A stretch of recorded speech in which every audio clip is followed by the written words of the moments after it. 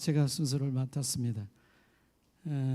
말 주변이 없어서 원고를 준비했었는데 갑자기 원고가 날아갔어요, 파일이. 그래서 곤욕을 좀 치렀습니다. 가까스로 그래서 시간을 좀 맞췄는데요. 보시는 것처럼 이번 교과는 찬양에 대한 내용입니다.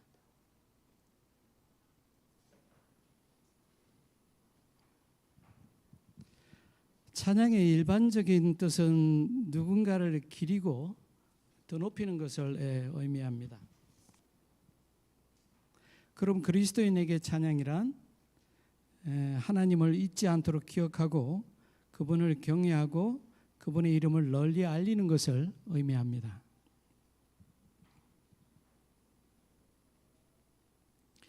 이번 교과책을 집필한 게빈 앤서니 목사님은 우리의 믿음을 지켜주는 수단 중에 하나가 찬양이라고 말합니다. 또 찬양은 우리 앞에 놓인 도전들을 맞서게 해준다고 말하고 있습니다. 물론 찬양을 한다고 해서 우리가 처한 현실이 당장 바뀌지는 않습니다. 그러나 내 자신과 주변 사람들을 변화시키는 수단이 될 수 있다는 것이 목사님의 말씀입니다. 그는 또 찬양하는 일이 우리 생활에서 자연스러운 일이 되도록 훈련을 해야 한다고 말하고 있습니다.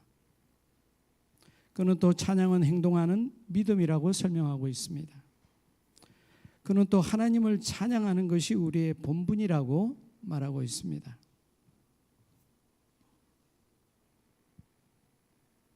저자는 그 예로 시편 145편 다윗의 시를 소개하고 있습니다. 성경에서 하나님의 말씀을 높이 찬양했던 인물을 꼽으라면 빼놓을 수 없는 것이 다윗입니다. 다윗은 이스라엘 역사상 가장 훌륭한 왕으로 아시는 것처럼 추앙받았던 인물입니다. 그런 그가 여기서 여호와 하나님을 자신의 왕으로 고백하고 있습니다. 또 그는 하나님 행하시는 모든 일을 높이 찬양하고 고백합니다. 습관처럼 몸에 배인 다윗의 찬양은 풍부한 경험에서 나오는 찬양입니다. 아시는 것처럼 다윗은 허물이 있는 왕입니다. 그럼에도 불구하고 그가 이스라엘 역사상 가장 위대한 왕으로 인정받는 이유는 자신이 왕임에도 불구하고 하나님 앞에 자신을 낮추고 하나님의 이름을 높이 찬양했던 그 모습이 만백성과 후대에까지 기감이 되었기 때문입니다. 또 다윗은 자신만 하나님을 찬양한 것으로 끝나지 않고 백성들에게도 하나님의 이름을 널리 선포했던 하나님의 사람이었습니다. 또 저자는 하나님께서 우리에게 뜻하신 바가 계실 때 막다른 길로 우리를 데려가신다고 설명하고 있습니다. 그 이유는 승리의 비결이 우리의 힘과 능력에 있지 않다는 것을 가르쳐주기 위해서라고 설명을 하고 있습니다. 저자는 그 예로 여호수아 6장의 말씀을 전하고 있습니다. 하나님은 이스라엘 백성들을 곧장 가나안 땅으로 불러들이지 않으시고 40년의 광야 생활로 그들을 훈련시켰습니다. 그리고 드디어 요단을 넘어서 가나안 땅으로 그들을 인도하셨습니다. 그런데 그 장소가 하필이면 아시는 것처럼 가나안 부족들 중에 가장 큰 세력을 형성하고 있는 여리고였습니다. 그들 앞에 펼쳐진 장면은 견고한 성 여리고가 그들을 기다리고 있었습니다. 이 환경 속에서 전쟁은 100% 죽음을 의미함에도 그들은 하나님의 말씀에 조상들과 같지 않고 순종했습니다.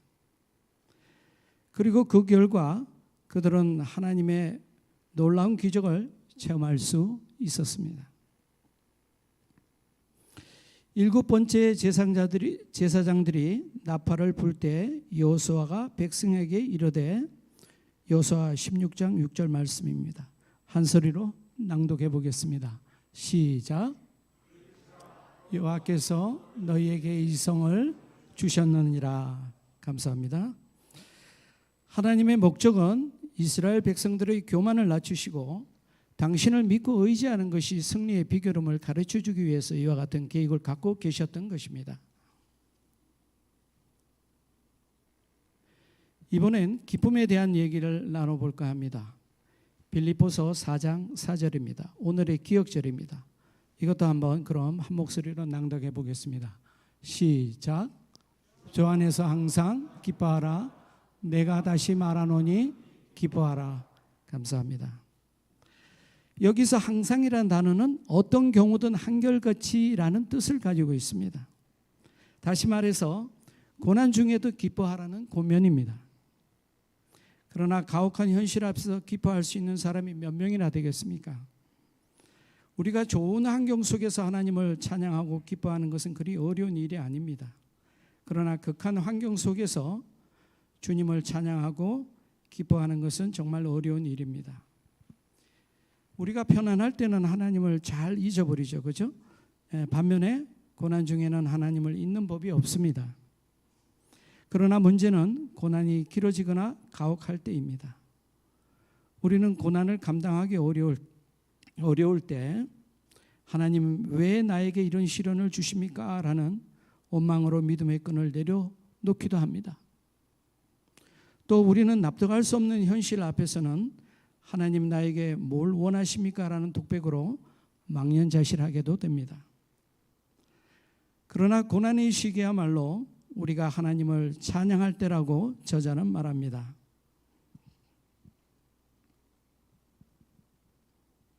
저자는 그 예로 빌립보서 4장 6절에서 7절의 말씀을 전하고 있습니다. 한 소리로 낭독해 보겠습니다. 시작. 아무것도 염려하지 말고 오직 모든 일에 기도와 간구로 너희 구할 것을 감사함으로 하나님께 아뢰라.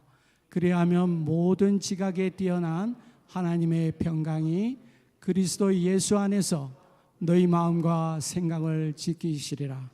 감사합니다. 사도 바울은 로마 감옥에 갇혀 있으면서도 빌립보 교인들을 향해 하나님의 평강을 간직하도록 권면하고 있습니다. 바울 자신도 감사할 처지가 아니고 빌립보 교인들도 할례 문제와 같은 갈등으로 힘든 상황임에도 바울은 그들에게 하나님께 감사하라고 권면하고 있습니다.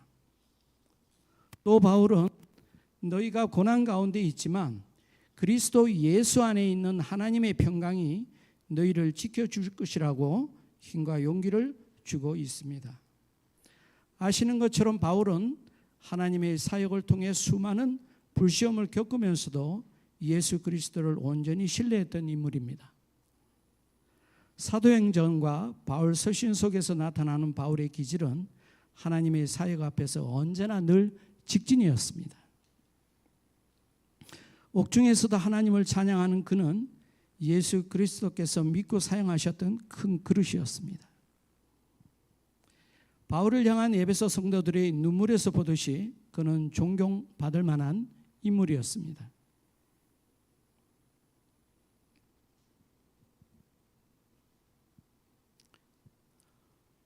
어떻게 하면 위기 속에서도 우리와 함께 하시는 하나님을 바라보며 찬양할 수 있을까? 목요일 교과의 질문입니다.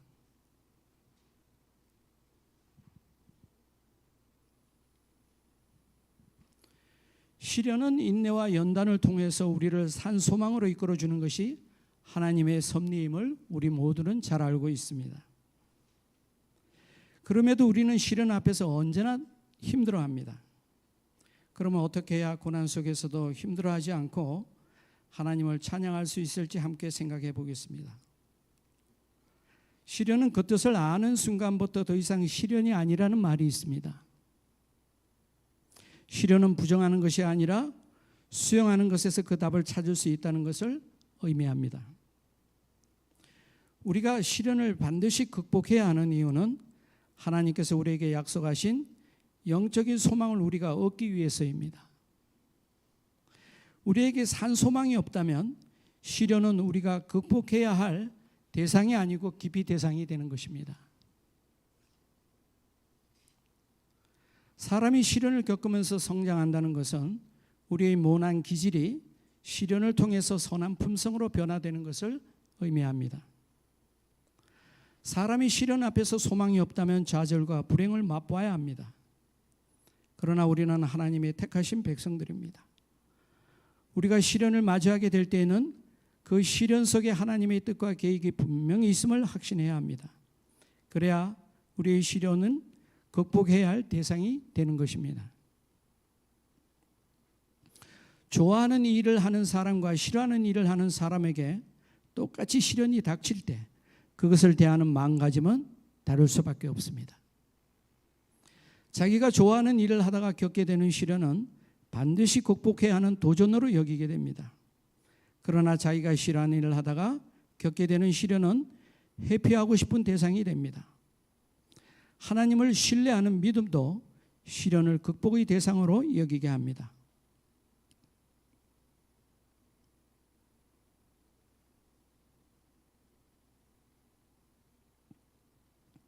성도 여러분, 고난이 무엇이라고 생각합니까? 어제도 우리는 많은 고난을 겪었습니다. 그런데 정작 우리는 그 고난을 느끼지 못할 때가 많이 있습니다. 그렇습니다. 우리는 우리 생활 속에서 많은 고난을 겪으면서도 그것을 고난이라고 느끼지 못하고 있습니다. 왜냐하면 내가 내 힘으로 해결할 수 있거나 극복할 수 있는 고난을 우리는 고난으로 여기지 않기 때문입니다.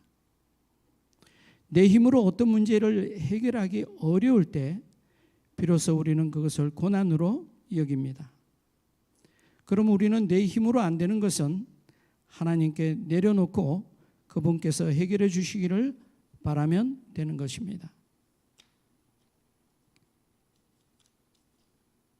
어느 날 믿음의 동력자 중 한 사람이 내게 기도 요청을 하면서 말하기를 열심히 기도하고 있는데 병원 검사 결과가 1년 전과 변함이 없다 이렇게 말하며 속상함을 전하는 겁니다. 그에게 아들이 하나 있는데 처음에 태어났을 때부터 눈에 문제를 가지고 태어났던 아이입니다.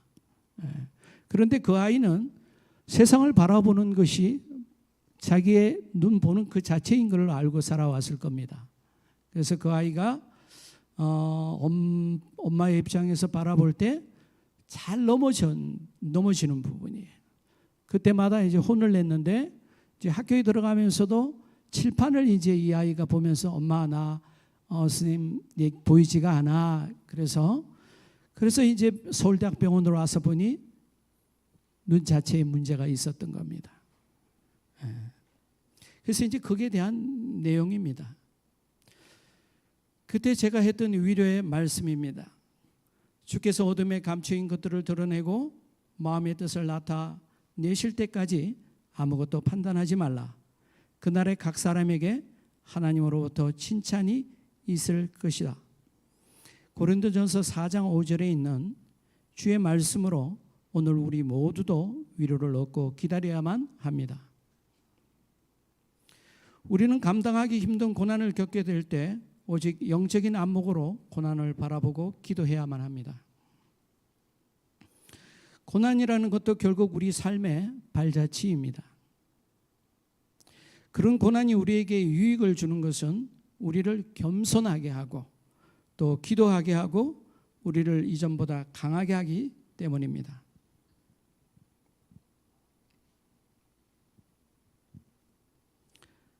찬양은 그리스도인의 삶의 필수적인 조건이라고 저자는 말합니다. 우리가 하나님을 찬양하려면 그분에 대한 신뢰가 먼저 있어야 합니다. 그리고 그 신뢰는 믿음을 바탕으로 합니다. 믿음이란 믿는 마음입니다. 그리고 신뢰란 믿을 신에 의지할 내자를 씁니다. 그래서 믿는 마음이 쌓여서 누군가를 의지하는 것을 말합니다. 그것이 신뢰입니다. 우리는 믿음을 하나의 덩어리로 보는 경향이 있습니다. 그것을 틀렸다고 말할 수는 없지만 굳이 맞는 표현하고 볼 수도 없습니다. 믿음을 하나하나의 개별적인 경험으로 보는 것이 더 타당하다는 의견입니다. 우리는 상대방에 대한 믿음이 차곡차곡 쌓일 때 그 상대방을 신뢰하게 됩니다. 이처럼 하나님과 관계 속에서도 한 건 한 건의 믿음이 쌓여갈 때 우리는 그분을 신뢰하게 의지하게 되는 것입니다.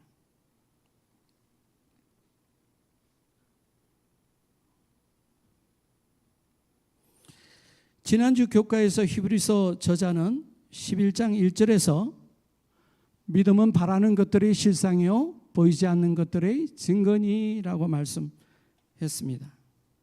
다시 말해서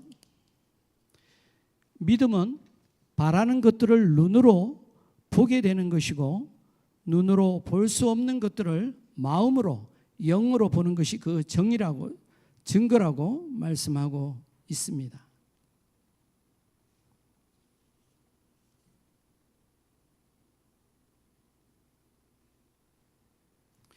믿음의 범위를 넓히기 위해서 빛이란 물질을 잠깐 소개해야 할 것 같습니다. 빛에 관해서는 제가 할 얘기가 많습니다. 그러나 오늘의 주제를 벗어나서는 안 되기 때문에 저에게 자유로운 시간이 주어질 때 빛이란 주제를 가지고 다시 한번 말씀을 드리도록 하겠습니다. 하나님께서 천지 만물을 창조하실 때 빛은 보시는 것처럼 다양한 형태로 이루어져 있습니다. 라디오파, 마이크로파, 적외선, 가시광선, 자외선, X선, 감마선. 우리 인간이 눈으로 볼 수 있는 빛의 영역은 가시광선뿐입니다. 하나님께서 창조하신 빛 가운데 우리가 눈으로 볼 수 있는 빛은 이 범위 가시광선의 범위를 우리는 넘어설 수가 없습니다. 보시는 것처럼 빨간 부분에 있어서 저 빨간 부분에서 조금만 더 나가면 적외선입니다. 그런데도 빨간 선에서 조금 더 나간 적외선도 우리가 볼 수가 없습니다. 물론 과학의 발달로 우리가 기계를 통해서는 보게 되겠죠. 그 다음에 보라색입니다. 보라색에서 조금만 더 나가면 자외선이 됩니다. 그런데 그 자외선도 우리가 눈으로 볼 수가 없습니다. 이처럼 우리가 눈으로 볼 수 있는 영역의 빛보다 눈으로 볼 수 없는 영역의 빛이 더 넓게 존재합니다. 우리가 눈에 보이지 않는다고 빛이 존재하지 않는 것은 아닙니다. 우리가 눈으로 보는 것을 가지고 이해하고 판단할 때가 많습니다. 그러나 우리에게 다가오는 고난은 우리의 눈으로 헤아릴 수 없는 어려운 문제를 남길 때가 많이 있습니다. 따라서 우리의 눈으로 하나님을 이해하고 판단하려는 것은 오해와 편견에 빠질 위험이 큽니다.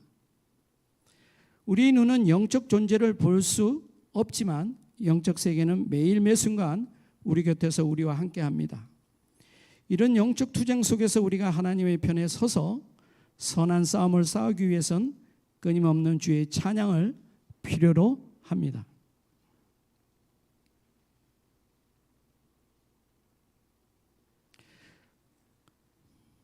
하나님께서 우리에게 올바른 찬양을 받으시길 원합니다. 그럼 내가 누구인지를 먼저 알아야만 우리는 하나님의 올바른 찬양을 드릴 수가 있습니다. 누가복음 18장 9절에서 14절에 예수님께서 바리새인들과 세리를 비유하신 말씀이 나옵니다. 내가 바리새인과 같이 하나님과 교통하는 찬양은 나를 높이고 하나님을 낮추는 이기적인 찬양입니다. 반대로 내가 세리와 같이 하나님과 교통하는 찬양은 나를 낮추고 하나님을 높이는 고백의 찬양이 되겠습니다. 내 자신이 누구인지를 알고 드리는 고백의 찬양은 하나님께서 의로 받으신다는 말씀입니다. 시험과 고난 속에서도 여전히 하나님을 찬양했던 성경상의 인물들을 몇 사람 소개하고 마칠까 합니다.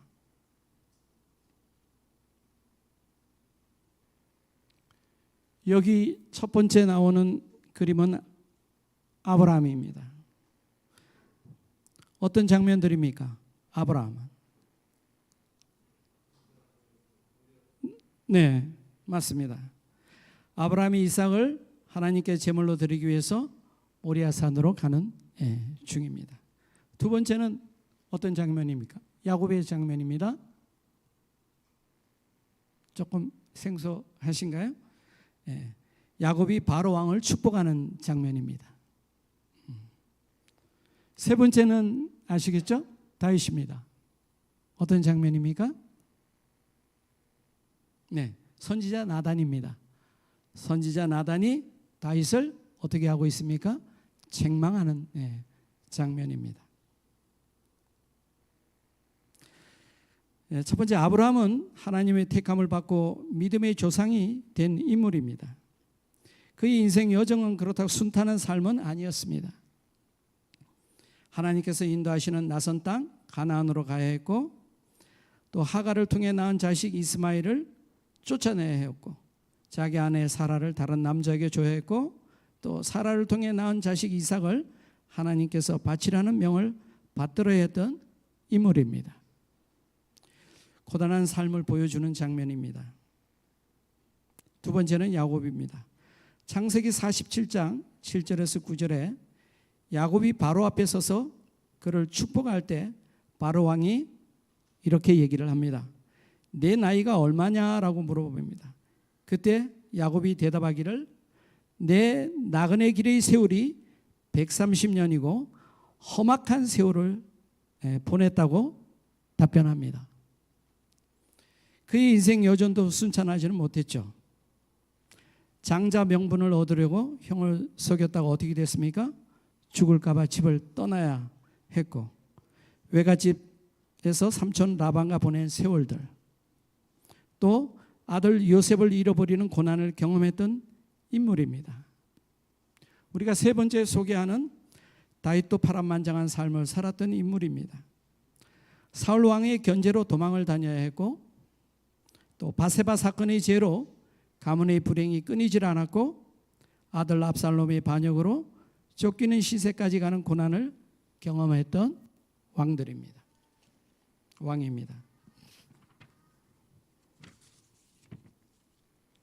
그러나 이들 모두는 고난을 통한 경험의 찬양으로 하나님께 영광을 돌렸던 인물입니다.